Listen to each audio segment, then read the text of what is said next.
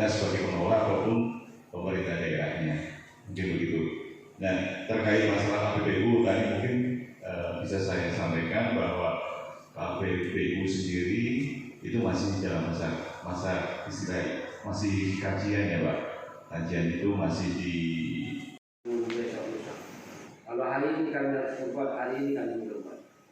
Saya yakin Pak Bupati kami saat ini Pak Wilham dengan segudang pengalaman beliau di Sumatera Selatan khususnya dengan masa kerja hampir 36 tahun, ya, beliau tentunya sangat piawai dan mampu membuat minta bantuan beliau bagaimana caranya gas Muharim tidak sampai kosong, baik 15 kilo, 5 kilo dan 3 kilogram.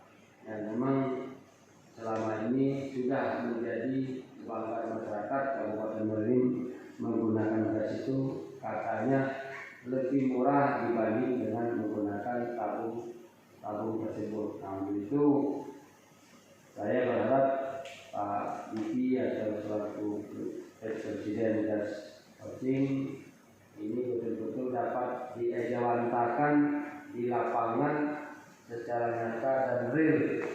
Kami pemerintah daerah, saya hari ini mewakili Bupati akan mensupport penuh apa yang Bapak harapkan, apa yang bisa umur itu ada pada kita. Sesudah innalillahi wa inna ilaihi raji'un.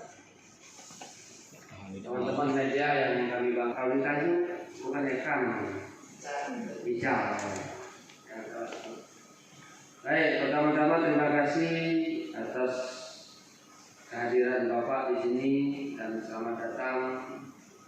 Kita sampaikan Pak bahwa Kabupaten Muharim yang berbatasan dengan 3 provinsi, 6 kabupaten kota. Jadi memang kita di tengah-tengah Sumatera Selatan.